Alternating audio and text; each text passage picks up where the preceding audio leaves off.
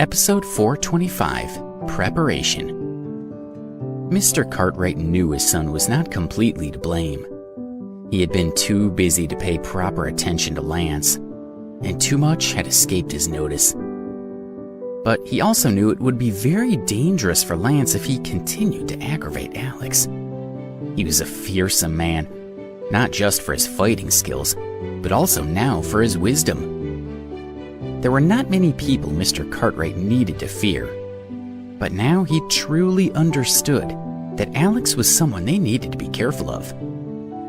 Lance stood by the gate for a long time after his father left, thinking about what had happened. Despite all the mischief he got up to at school, he had great respect for his father.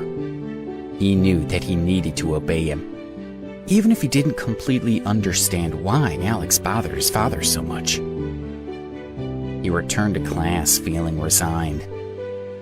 Other students ran up to him, wanting to know more about his father's sudden appearance at the school and the mysterious meeting he had with Mr. Ambrose.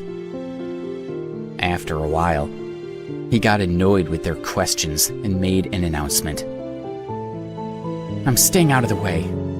If anybody wants to mess with Mr. Ambrose in the future, don't tell me about it. I'm not involved. I can't get mixed up in this stuff anymore."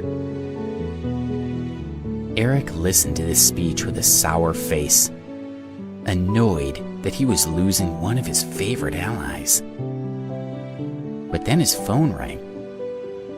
The voice on the other end said, "A deal's a deal. You owe me, my friend." He sighed. "Hey boss, don't worry. I'm bringing you some of my classmates tonight. Then we can talk about the head teacher, right?" "Bring the girls first, then we'll talk," the voice said curtly, and then the call ended. The class soon began again. Everyone sat as meek and demure as kittens, as if they had always been the best students in school.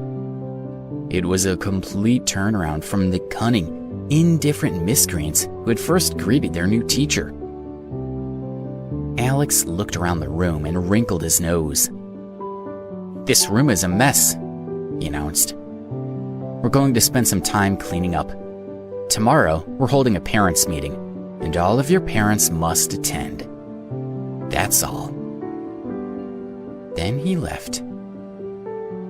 The class immediately began buzzing with excitement. They dreaded even the idea of a parents' meeting, but they were excited that it was happening.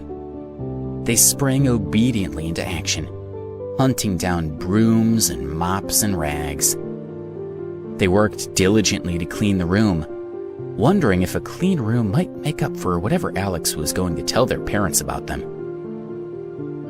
"I've been fixing my report cards," one student admitted while they worked.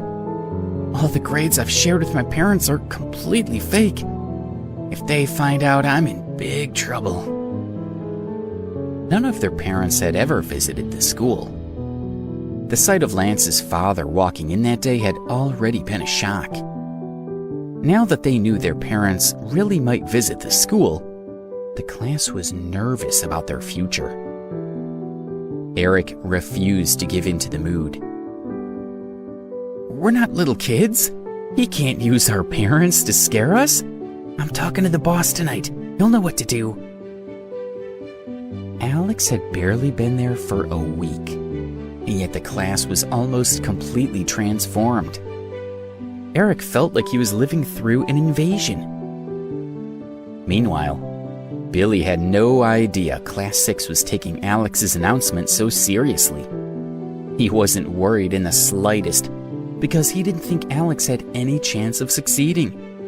No one had ever managed to get the parents of the students of Class 6 to attend a meeting. He didn't understand what had happened with Mr. Cartwright, but he dismissed the incident as luck. Just because Alex had wrangled one father didn't mean he was going to be able to wrangle all of them.